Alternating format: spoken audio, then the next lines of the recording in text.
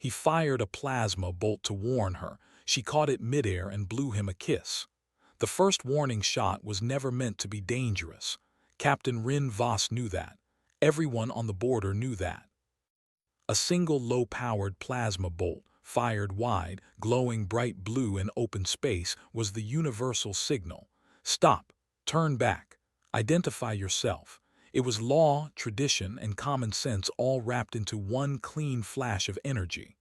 Rin fired it without hesitation. The bolt cut through the darkness between the drifting rocks, lighting up the debris field like a brief artificial star. It should have passed harmlessly into the void. Instead, it slowed. Rin frowned. The scanners spiked. Energy readings twisted in ways the ship's computer could not quickly explain. Then, impossibly, a small figure moved out of the shadows of a broken asteroid slab. A humanoid figure, unarmored, unshielded, and reaching out with one bare hand. Rin's breath caught as the figure closed her fingers around the plasma bolt. The energy collapsed inward with a sharp hiss, like fire being swallowed. The bolt vanished, leaving only a faint shimmer in the air. The figure floated there, unharmed, her dark hair drifting freely, her body held steady without visible thrusters. Then she looked directly at Rin's ship, and blew him a kiss. The bridge of the patrol cruiser's silver watch fell silent. Rin stared at the main display, his gray-blue skin paling. His four eyes blinked in sequence, struggling to process what he had just seen.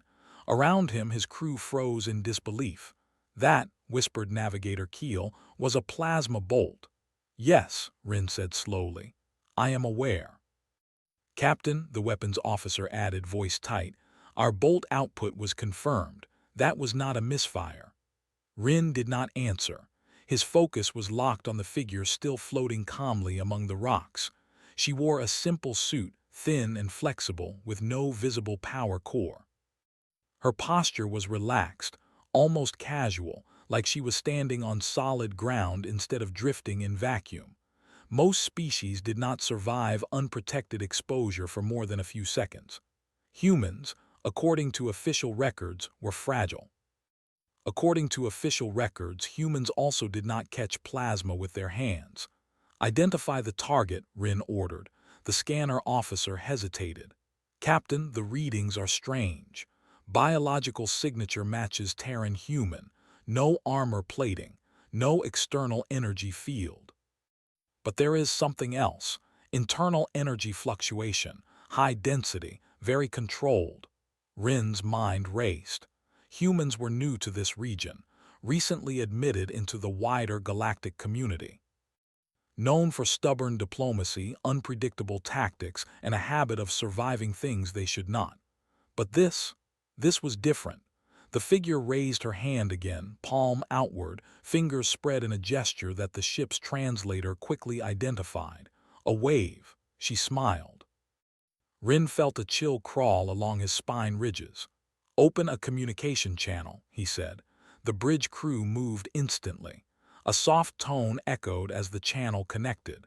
The human woman's face appeared on the main display. She looked young by human standards, with sharp eyes and an expression that was far too amused for someone who had just intercepted a warning shot. Hi, she said cheerfully. Nice aim. Little stiff on the follow-through, though. The translator rendered her words smoothly. The tone, unfortunately, carried perfectly. Rin straightened in his command seat. This is Captain Rin Voss of the Coalition Border Patrol. You are trespassing in restricted space.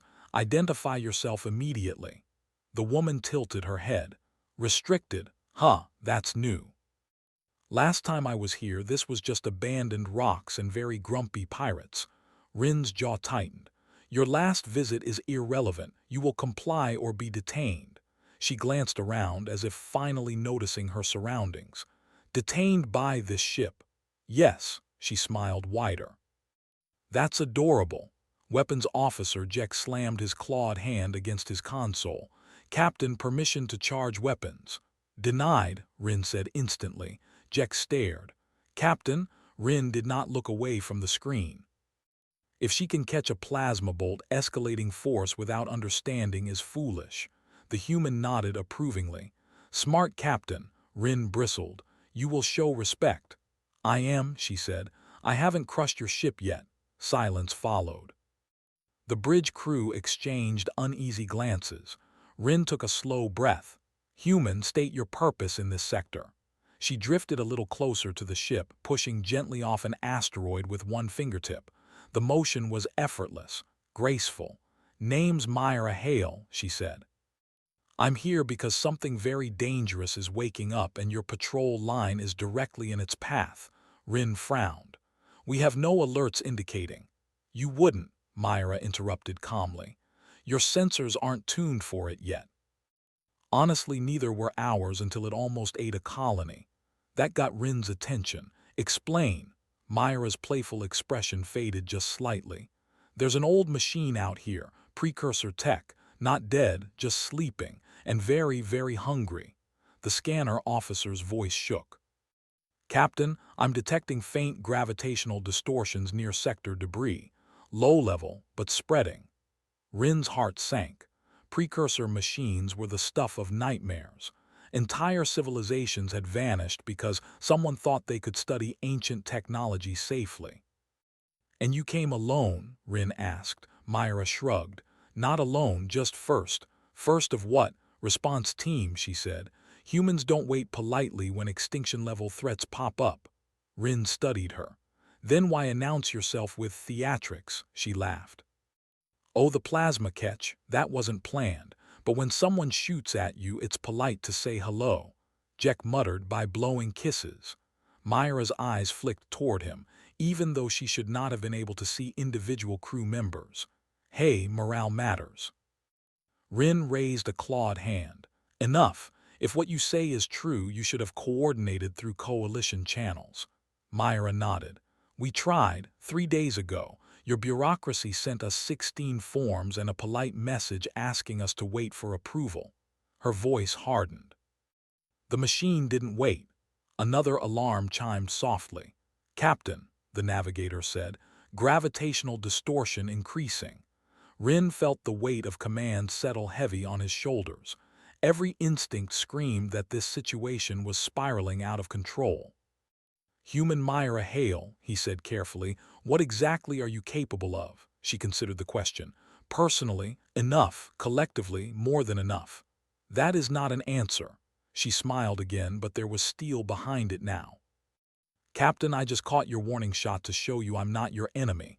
If I wanted to prove I was a threat, this conversation would be very short." Rin believed her. Against his will, a strange feeling stirred in him. Not fear, respect. "Then help us understand," he said. "What is waking up?" Myra floated closer until her face filled the screen. Her eyes reflected distant starlight. "A precursor sentinel," she said softly. "One designed to reset star systems that get too noisy." The bridge went deathly quiet. "That's impossible," Keel whispered. "Those are legends." "So were humans surviving outside their home system," Myra replied. "Turns out the universe underestimates things a lot." Rin exhaled slowly. "If this sentinel awakens fully, everything within 5 light-years stops existing," Myra finished.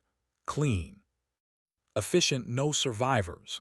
Rin closed his eyes for a brief moment. When he opened them, his decision was made. "You will come aboard," he said. "We will coordinate a response." Myra blinked. "You want me on your ship?" "Yes," she smiled, genuine this time. "See. I knew I liked you." She drifted toward the airlock without waiting for permission, tapping her knuckles lightly against the hull as if greeting an old friend. Rin turned to his crew. "Seal the bridge. Full alert status. Begin data sharing with human channels." Jack hesitated. "Captain, are we really trusting her?" Rin watched the sensors as Myra Hale entered the ship's airlock, her life signs steady and strong. "No," Rin said quietly. "We are trusting humanity." Outside, far beyond the patrol line, something ancient shifted in its sleep. And for the first time in a very long time, it was not the humans who should have been afraid. The warning shot was meant to scare her. That was the thought running through Commander Jalen Voss's mind as his finger tightened around the plasma trigger.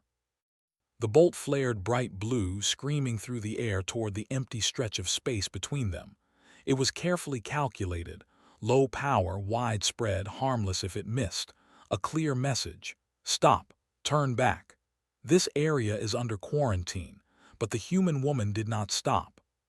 She raised one hand, calm as if she were standing in sunlight instead of open vacuum, and caught the plasma bolt midair. The energy folded into her palm like a tamed animal. The light dimmed, then vanished completely. She looked at Jalen through the transparent field between them, smiled, and blew him a kiss. Every sensor on his command deck spiked at once. Jalen forgot to breathe. Humans were not supposed to do that. No species was supposed to do that. The woman drifted closer, boots magnetized lightly against nothing, hair floating around her helmet like a golden halo. Her suit was human-made, outdated by coalition standards, scratched and patched like it had survived too many bad decisions. There were no visible weapons, no shield emitters, nothing that could explain what she had just done. "Commander," one of the bridge officers whispered, voice shaking, "that was a Class 3 plasma discharge." "I know," Jalen said slowly. The officer swallowed. "She absorbed it."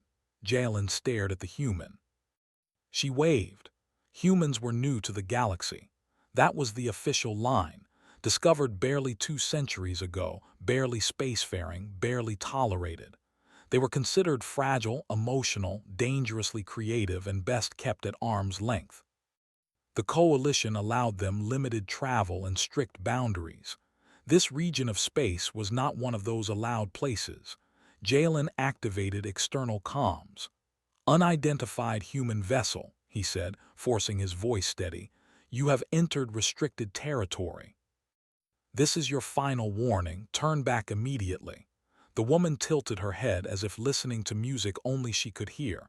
Then her voice came through the channel, clear and warm. "Oh, I heard you," she said. "I just didn't agree." Jalen's jaw tightened. "You are violating coalition law," she shrugged. "That wouldn't be new." Behind Jalen, the bridge was silent. No one moved. No one even blinked. Jalen had served the coalition for 30 standard cycles. He had faced pirates, rogue machines, and creatures that lived inside stars. Nothing had ever smiled at him after catching a plasma bolt. "State your name and purpose," he said. The woman placed her hand over her chest. "My name is Myra. My purpose." She glanced around at the dark, broken ruins of the quarantine zone. Ancient wreckage floated everywhere, ships torn apart by something violent and unknown. "Curiosity." "That zone is sealed for a reason," Jalen said. "Every expedition sent there vanished." "I know," Myra replied softly. "That's why I came." Jalen felt a chill crawl down his spine. Coalition science had classified this place as a dead mystery. A civilization older than any known race had once lived here, then disappeared without a trace. No signals, no survivors, just debris and silence. Humans were explicitly forbidden from approaching it. And yet here she was, alone, smiling. "You will leave," Jalen said. "Now," Myra sighed. "Commander, I really don't want to fight you." The words were gentle, almost kind. That frightened him more than any threat. "You already fired on me," she added. "I chose not to take that personally." Jalen raised a hand, signaling weapons to stand by. "You caught a warning shot. That does not make you invincible." Myra's eyes softened. "No," she agreed. "It just means I'm human." She pushed off gently and floated closer to the invisible boundary separating her from the coalition cruiser. With each movement, Jalen's sensors screamed louder. Energy readings that made no sense. Patterns that defied known physics. "Humans don't do that," one of the scientists whispered. Myra's gaze flicked toward the bridge window as if she could hear him. "We didn't used to," she said. Jalen's breath caught. "Explain." She hesitated for the first time. Her smile faded slightly. "We adapt," she said. "Sometimes too fast, sometimes in ways that scare even us." Jalen considered ordering her ship destroyed, but his instincts, honed by decades of survival, told him that would be a mistake, a fatal one. "What are you really doing here?" he asked. Myra looked past him into the depths of the ruins. "Something woke up," she said, "something that remembers us." The words settled heavy on the bridge. "That makes no sense," Jalen said. "Not yet," Myra replied, "but it will." Suddenly, alarms blared. The quarantine zone lit up with a pulse of deep red light, ancient systems coming alive after millennia of silence. Massive structures shifted in the dark. Something huge moved beneath the debris. Jalen turned back to the view screen, heart racing. Myra floated beside the ship, hands relaxed at her sides, watching the awakening ruins with quiet focus. "Commander," she said, "you might want to keep your weapons powered down." "Why?" Jalen asked. She smiled again, smaller this time. "Because whatever's down there," she said, "doesn't see plasma as a threat."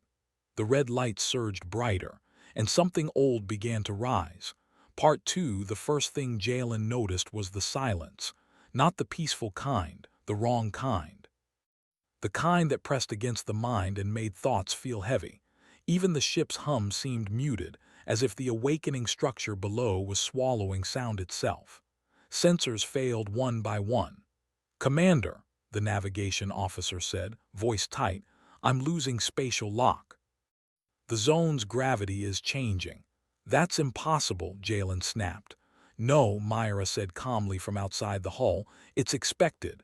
Jalen turned toward her image on the screen. "You knew this would happen." She nodded once. "I hoped it wouldn't happen so soon." The red glow spread through the ruins like veins lighting beneath stone.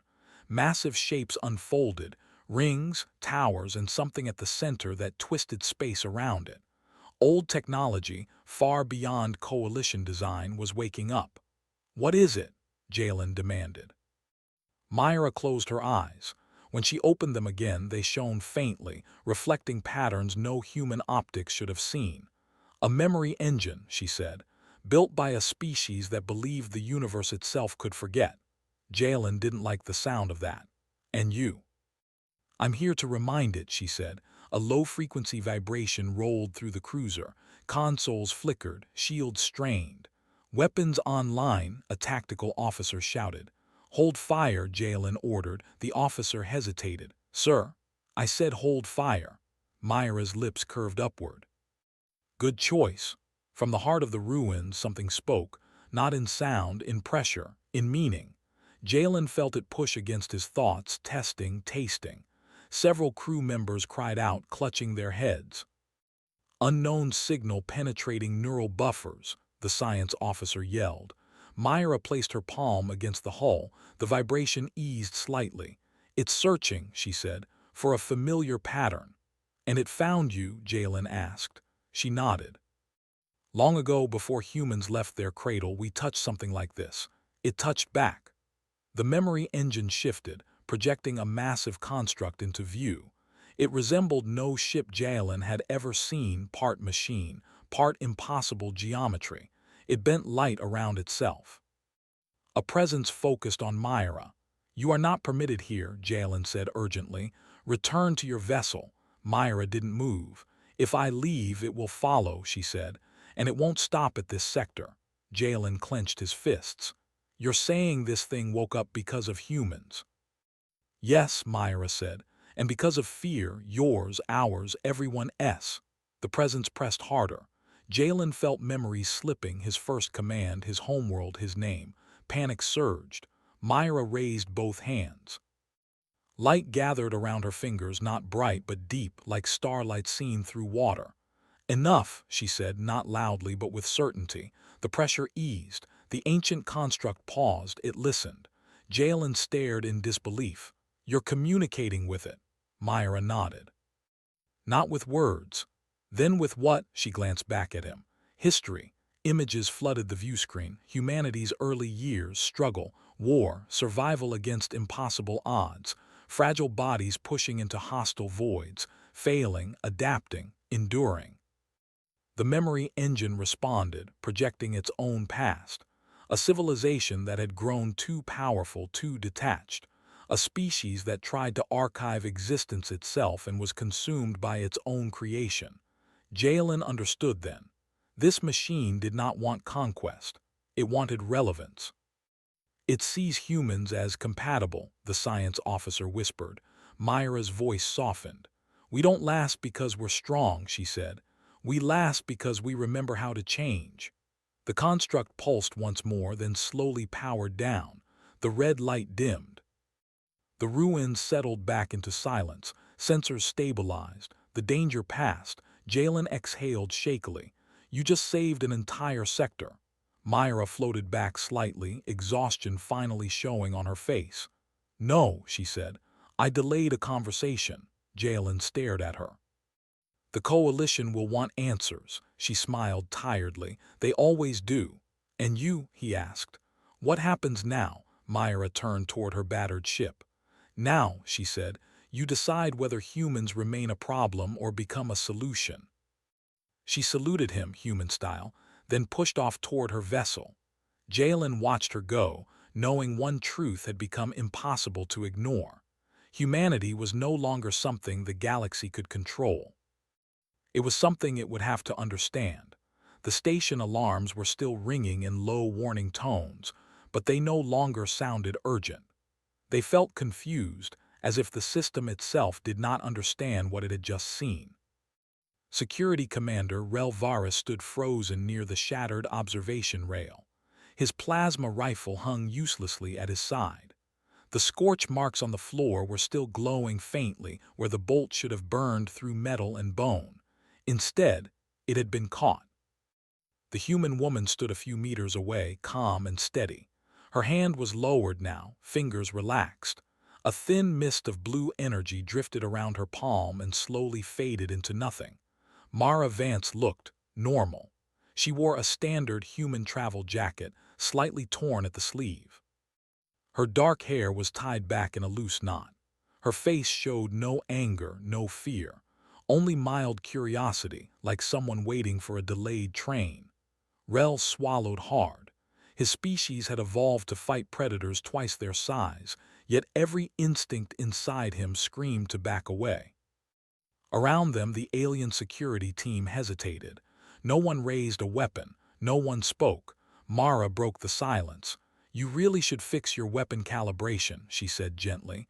That bolt was unstable. Rel's throat tightened. You intercepted a Class 4 plasma discharge. That is not possible. She tilted her head slightly. Possible and common are different things. He stared at her, searching for some hidden device, some shield emitter, some trick. There was nothing.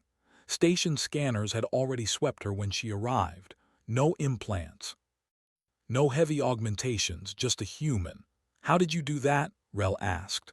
Mara glanced at her hand. Training. The word hit the room harder than the plasma bolt ever could. Training.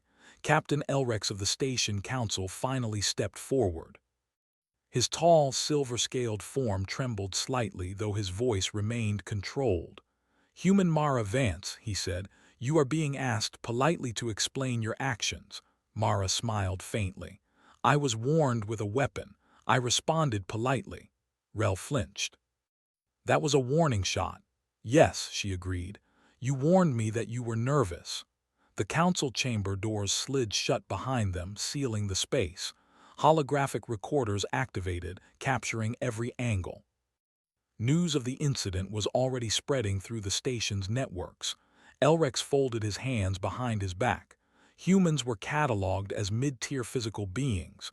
Your reaction contradicts that assessment, Mara sighed. Your assessment is old. Rel's crest flattened. How old? She considered the question. About 70 years. A ripple of shock moved through the chamber. That is impossible, Elrex said. Humans joined interstellar travel less than a century ago. Correct, Mara replied. We joined openly less than a century ago. Rel felt a chill run through him. You are suggesting hidden development. I'm suggesting, Mara said carefully, that humans don't like advertising our limits. One of the junior officers finally spoke. Why? Mara looked at him kindly. Because the galaxy is full of people who think limits are invitations. Silence returned, heavier than before. Elrex activated a floating display. It showed the plasma bolt's trajectory, slowed down millions of times.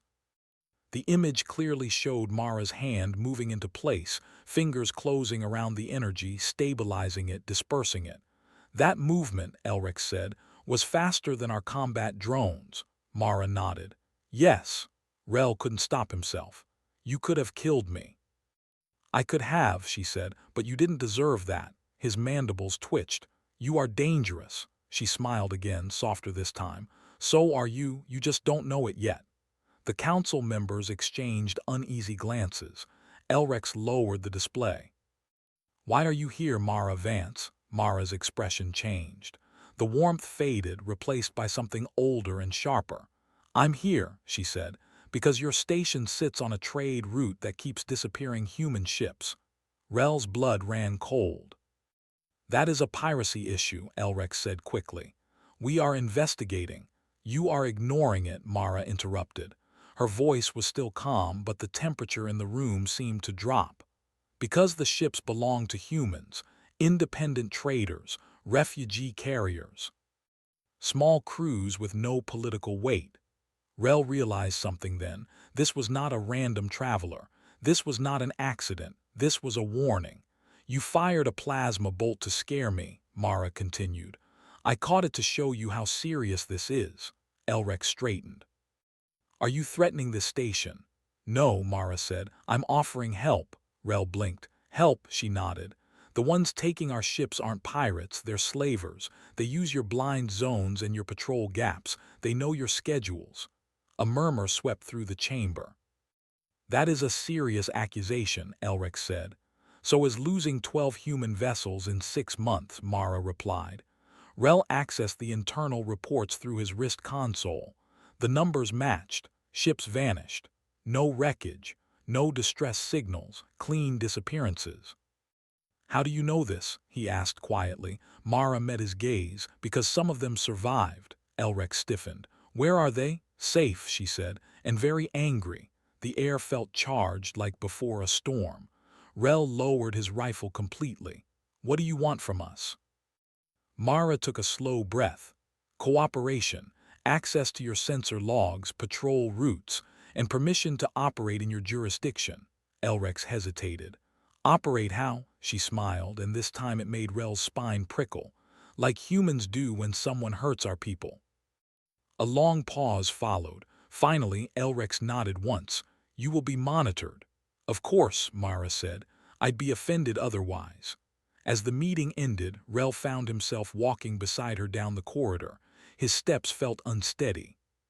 You really could have killed me, he said again, quieter now. Mara glanced at him. You keep saying that. Because it matters. She stopped walking, turned to face him. Commander, she said, humans don't measure strength by who we can kill. We measure it by who we choose not to. Rel had no reply. Hours later, deep in the station's restricted sensor array, Mara stood alone before a massive holographic star map. Dozens of faint markers blinked in patterns only trained eyes could see. Her eyes moved quickly, calmly. They're sloppy, she murmured. Behind her, Rel watched in silence. You're not afraid, he said. She didn't look away from the map. I was afraid when we didn't know who was doing this. And now? Now, Mara said, fingers tracing a hidden route between stars, they've been found. She turned, eyes steady and focused. And humans do like it when prey turns out to be family. Far beyond the station, in the dark between systems, something moved, unaware that it had just been noticed. And for the first time, the hunters were about to learn what it meant to be seen by humans. The sky above the ruined moon station burned with silent light as emergency shields flickered on and off. Floating debris moved slowly, like broken bones in zero gravity. The battle had already torn half the station apart, and still it was not finished.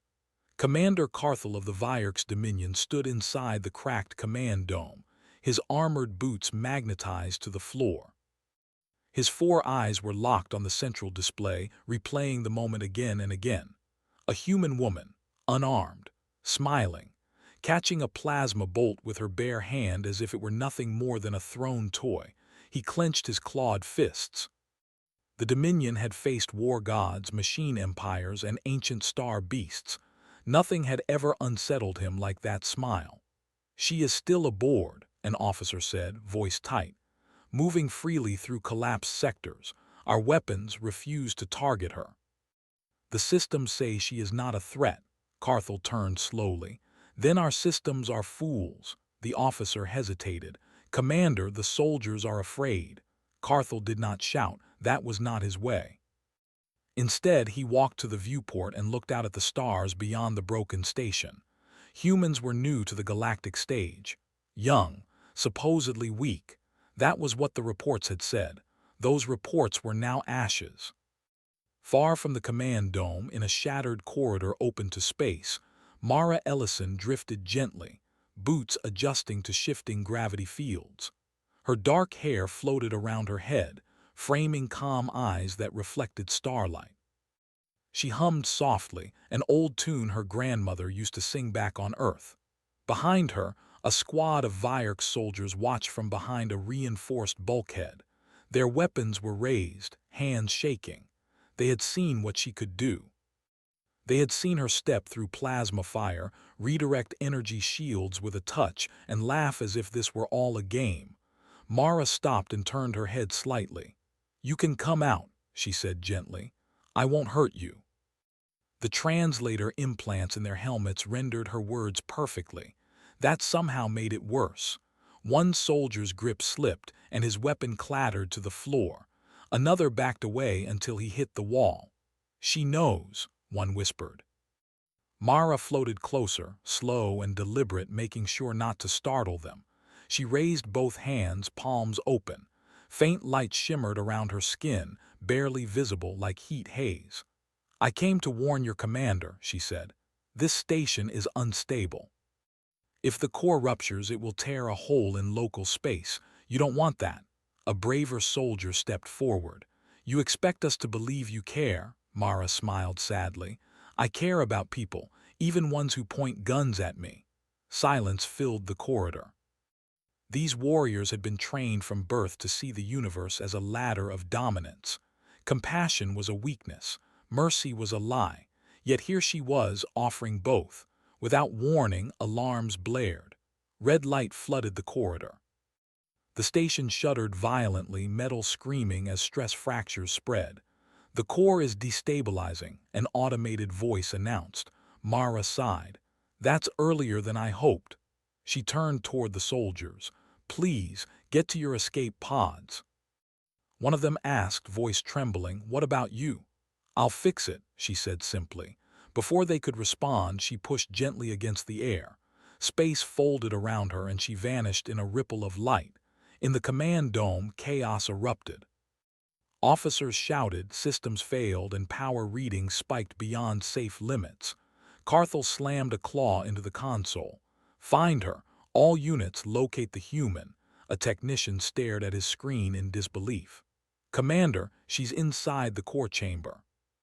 Carthel's eyes widened. "Impossible. That chamber is lethal. Even we cannot survive there." On the display, Mara appeared, standing calmly inside a sphere of raw energy. Plasma storms danced around her like angry spirits. She walked forward as if strolling through rain. "She is talking to the core," the technician whispered. Mara placed her hand against the containment field, her eyes closed. Memories flowed through her mind. Earth's blue skies, the sound of rain on old rooftops. Humanity's long history of breaking limits they were told could not be broken. She remembered the first time humans learned to bend gravity, not with machines, but with thought. The day the universe realized humans were not just builders, but adapters. "Easy," she murmured to the raging energy. "I know you're scared." The core responded, vibrations slowing, chaos smoothing into rhythm. The station's alarms faded one by one. Across the station, soldiers froze as systems stabilized. Power levels dropped back into safe ranges. Emergency lights returned to normal. In the command dome, silence fell. Carthel stared at the display, heart pounding. "What is she?" Before anyone could answer, Mara reappeared in the center of the dome, standing on thin air as if gravity obeyed her alone. She looked around at the stunned officers. "Hello again," she said pleasantly. Weapons were raised instantly, but no one fired. No one could. Carthel stepped forward, forcing his voice to remain steady. "You could have destroyed us." "Yes," Mara agreed, "but I didn't." "Why?" he demanded. Mara tilted her head. "Because this doesn't have to be a story about fear." She gestured toward the stars outside. "Your people expand by conquering. Ours expanded by surviving, by adapting, by helping each other when the universe tried to kill us." Carthel studied her, searching for deception. He found none. "You are dangerous," he said quietly. Mara smiled. "So are children with fire. That doesn't mean you burn the village." An officer shouted, "Commander, the fleet is requesting orders." Carthel did not turn away from Mara. "Human," he said, "if we let you leave, what happens next?" She floated closer until they were face to face. "That depends on you." Her gaze softened. "Humans don't want your territory, we want understanding, but if you force us to choose." She did not finish the sentence. She didn't need to. Carthel felt the weight of that unfinished thought like a star pressing on his chest. For the first time in his long career, he questioned the path of his empire. Slowly, deliberately, he lowered his weapon. "Stand down," he ordered. Gasps filled the dome. Mara exhaled, tension easing from her shoulders. "Good choice." She turned toward the viewport, looking at the distant glow of human ships waiting just beyond sensor range. They had stayed back, trusting her. That trust mattered. As she prepared to leave, Carthel spoke again. "Human," she paused. "Will we see you again?" Mara glanced over her shoulder and smiled, warm and human. "If the universe needs reminding that kindness can be strong, probably." Light wrapped around her and she vanished once more. In the quiet that followed, Carthel realized something that would change the Dominion forever. The humans were not gods. They were something far more dangerous. They cared. And in a universe built on fear, that made all the difference. The sky above the shattered station was calm in a way that felt unreal. The battle was over, but the silence did not feel empty. It felt full, like the universe itself was holding its breath. Commander Ralvin stood on the edge of the command deck, his tall frame stiff and unmoving. His four eyes watched the human ship floating nearby, small compared to the massive alien fleets that had once surrounded it. That tiny ship had changed everything. He still remembered the moment clearly.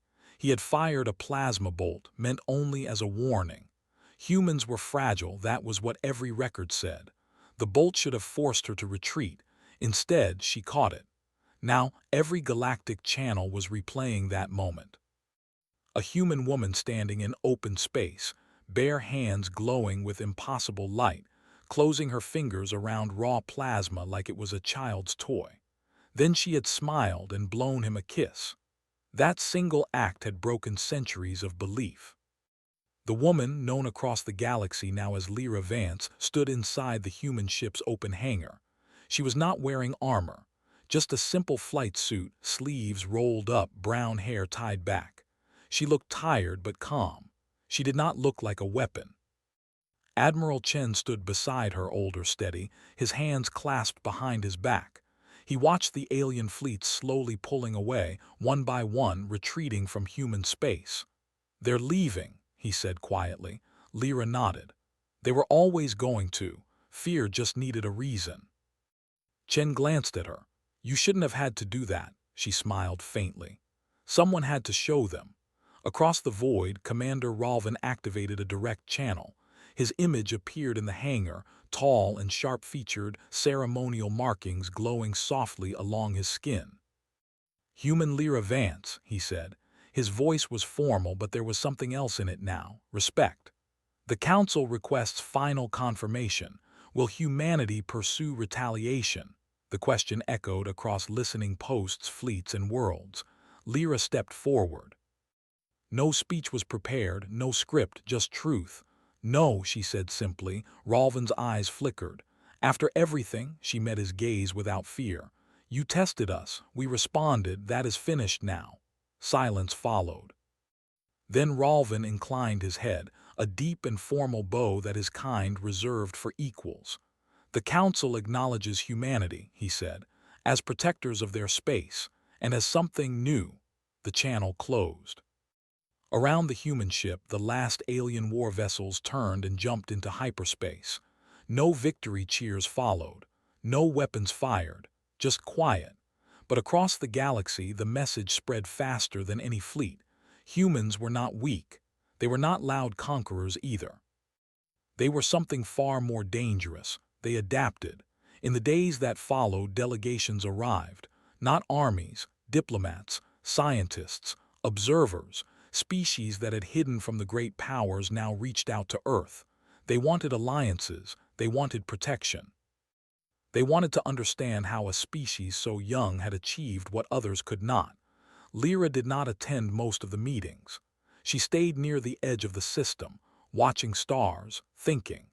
She sat alone in the observation bay when Admiral Chen joined her. "You've become a symbol," he said. She laughed softly. "I caught one plasma bolt. You changed how the galaxy sees us." She looked out at the stars. "That's what scares me." Chen nodded. "Power always does." For a long moment they watched a distant nebula drift like colored smoke. "What happens now?" she asked. "We choose," Chen replied. "We decide who we are with this reputation." Lyra closed her eyes, remembering the feel of the plasma in her hand. It had not burned, it had sung. Like energy waiting to be understood. "Then we teach them," she said. "Not fear, balance." Weeks later, the Galactic Council reconvened. Humans were invited not as observers but as full members. When Lyra entered the chamber, conversation stopped. Hundreds of species watched her walk forward, not with awe alone but uncertainty. She stood at the center platform. "I won't speak long," she said. "We didn't come to rule you." Some shifted uncomfortably. "We came to be left alone," she continued. "But the universe doesn't work that way, so here is what humanity offers." She raised her hand and a small hologram formed, not a weapon, a star map. "Shared technology," she said. "Defense, not domination. Exploration, not control." A murmur spread. "We can break your weapons," she added calmly. "You've seen that, but we'd rather build something better together." Ralvin rose from his seat. "Why should we trust you?" Lyra looked at him, the same alien who had once fired that bolt. "Because if we wanted to conquer you," she said gently, "this meeting wouldn't exist." Silence. Then slowly, one by one, council members activated their agreement lights. The galaxy did not change overnight, but a line had been crossed. Humanity was no longer underestimated. Years later, stories would grow larger than truth. Children on distant worlds would reenact the moment in games and plays. A human catching fire and smiling back at fear itself. But Lyra would always remember it differently. Not as power, but as choice. She returned to the observation bay one last time before leaving the station. The stars looked the same as they always had, small, bright, waiting.